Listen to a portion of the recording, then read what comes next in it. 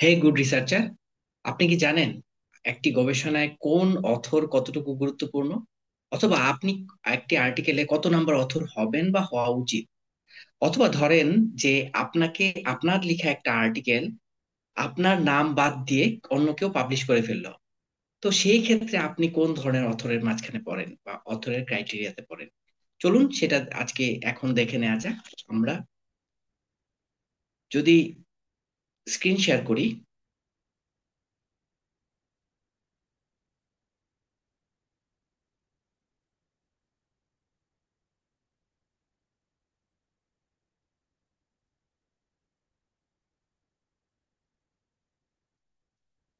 দেখুন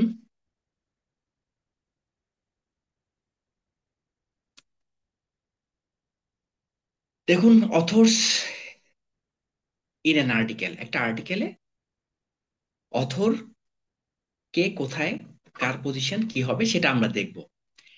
আপনি আপনার আর্টিকেলে কত নম্বর অথর হবেন? তো চলুন জেনে নেওয়া যাক কততম অথর হওয়া উচিত। তো এখন এই এই ক্লাসে বা এই ভিডিওতে আমরা যেটা দেখবো সেটা হচ্ছে টাইপস অফ অথর, একটা অথরের রোল কি একটা আর্টিকেলে, বা বেস্ট প্র্যাকটিস কোনটা, যে আমরা অথরের যে একটা নাম দিব বা কোন পজিশনে দিব সেটার বেস্ট প্র্যাকটিস কোনটা সেটা আমরা দেখব। তো চলুন প্রথমে আমরা দেখে নেই অথরের টাইপ গুলো কি কি।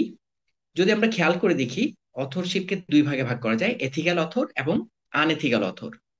তো এথিক্যাল অথরের মাঝখানে যদি খেয়াল করি আমরা, যে ফার্স্ট অথর থাকে, তারপর কো অথর থাকে, কোরেসপন্ডিং অথর থাকে, সিনিয়র অথর থাকে, কন্ট্রিবিউটিং অথর থাকে। অন্যদিকে আনএথিক্যাল অথরশিপের মাঝখানে গেস্ট অথর বা অনারারি অথর, গোস্ট অথর থাকে। তো চলুন, ফার্স্ট অথরের কাজটা কি, বা কে ফার্স্ট অথর হওয়া উচিত, কার হওয়া উচিত, কে যোগ্য। যদি আমরা এখানে দেখে থাকি যে ফার্স্ট অথর হতে গেলে আমাদের মেইন কন্ট্রিবিউটর যে হবে সে কিন্তু ফার্স্ট অথর হবে, অথবা ইউজুয়ালি লিডস দ্য প্রজেক্টটা যে লিড করে, অথবা যে ফার্স্ট ড্রাফট করে একটা রিসার্চের, যে ফার্স্ট অথর হয় উনি সাধারণত কন্ট্রিবিউটিং অথরও হতে পারে, এতে কোনো সমস্যা নেই।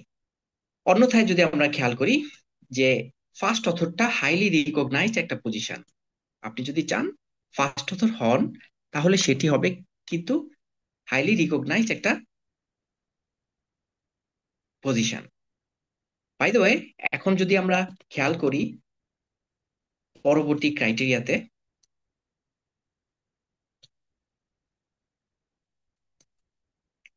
কো অথর বা মিডিল অথর, কো অথর বা মিডিল অথর কে আমরা contributing contributed specifically, but not much first author, as much as first অথরের মতো এত কন্ট্রিবিউটিং কন্ট্রিবিউশন থাকে না।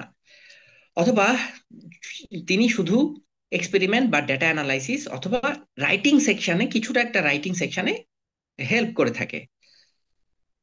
তো আমরা এই অথর আমরা বেসিক্যালি কাজের উপর ভিত্তি করে, যে বেশি কাজ করবে, যে উম, করবে সেই অনুযায়ী আমরা সিরিয়ালটা সাজাবো। তারপর যদি দেখি কন্ট্রিবিউটিং অথরের, কো অথরের পর যদি দেখি corresponding author communication with the journal, জার্নালের সাথে কমিউনিকেশন করে, বেসিক্যালি সাবমিশন করে, রিভিশন দেয়, প্রুফ রিডিং করে। তো responsible for ensuring all co authors approve, সব কো অথরের বা অথরের রেসপন্সিবিলিটি সে একাই নেয়।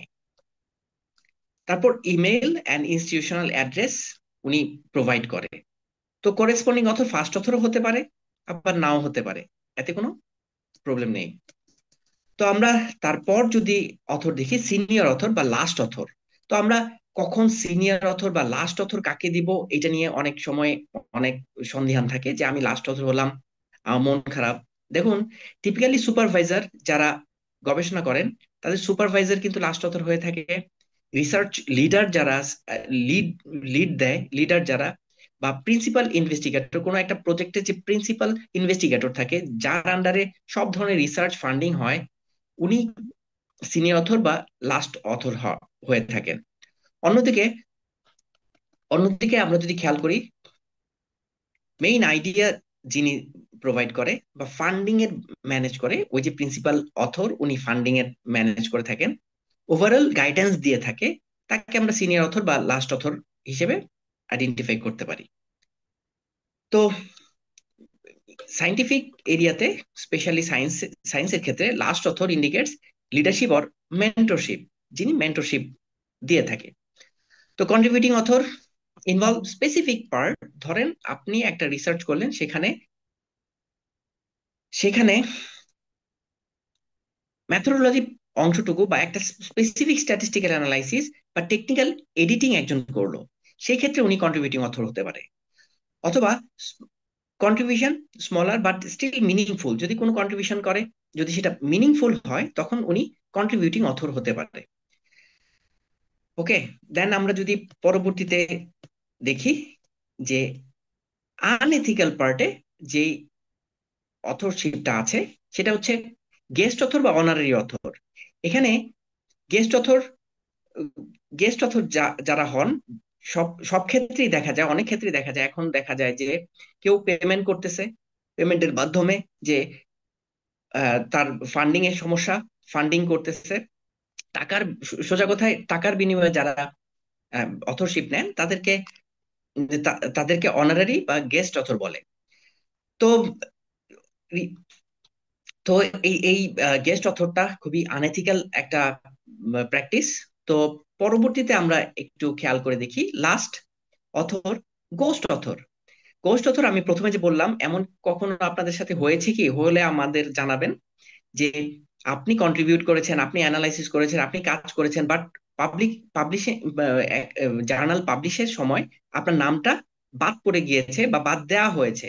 তো সেইটাকে আমরা গোস্ট অথর বলবো, যেটা অবশ্যই পাবলিকেশন এথিক্স কে ভায়োলেট করে। তো আজকে অথর সম্পর্কে এই পর্যন্তই। তো আমরা এখানে অনেক পার্থক্য দেওয়া আছে যে কে কোন অথর হতে পারবে। তো বেস্ট অফ লাক। আপনারা যদি কখনো গোস্ট অথর হয়ে থাকেন, তো আমাকে অবশ্যই জানাবেন এই ধরনের এক্সপিরিয়েন্স আছে কিনা। অবশ্যই আজকে আশা করি যে আপনাদের ওই ভুল ধারণাটা ভাঙলো, যে কে কোন অথর হবে সেই ধারণাটা আজকে স্পষ্ট হলো। তো থ্যাংক ইউ ভেরি মাচ।